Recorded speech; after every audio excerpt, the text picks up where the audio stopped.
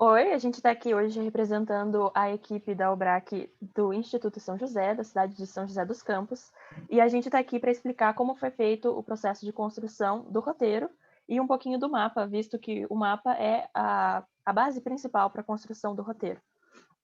Então, basicamente, a gente primeiro escolheu a forma que a história ia se passar. A gente pensou, de algum jeito, se tivesse como a gente contar a história do bairro da nossa escola, que é o que foi proposto, se tivesse como a gente vivenciar essa história e passar para as pessoas que estiverem assistindo o curta ou que estiverem lendo o roteiro, passar para elas uma descrição concreta de toda a época, da história, do ambiente e das dinâmicas que envolveram todas as épocas e a construção do bairro até ele chegar no que ele é hoje. Então, a gente escolheu WandaVision, que é uma série do universo Marvel, para poder construir o roteiro. Basicamente, eles se aproveitam da narrativa histórica e da visão da personagem a partir de saltos temporais, em que ela começa no passado mais antigo, digamos assim, e ela vai avançando aos poucos até chegar no presente. A gente teve uma abordagem meio cômica, meio de comédia em alguns trechos do roteiro, porque acho que diz muito sobre o nosso grupo e sobre a nossa construção de amizade também.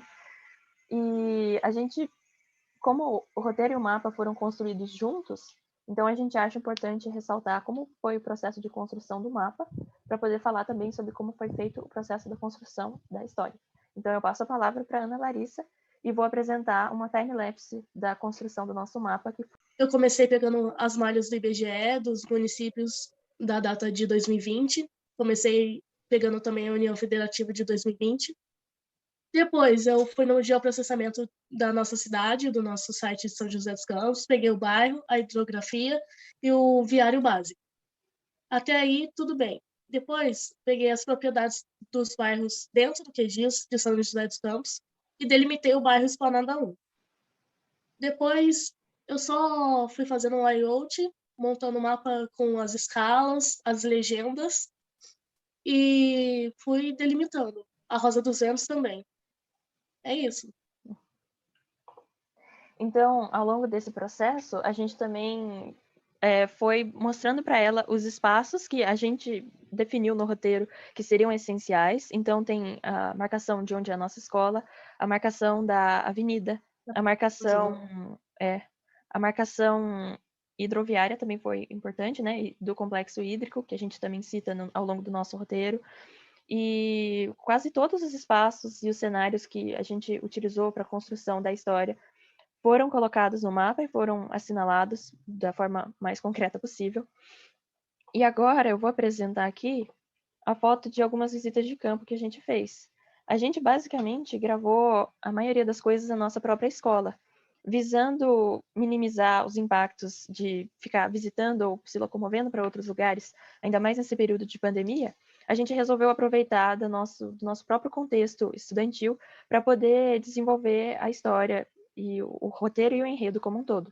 Então, a maioria das cenas foram gravadas. Aqui é uma visita que a gente fez na sala de aula para checar a câmera, a iluminação e o som durante a tarde.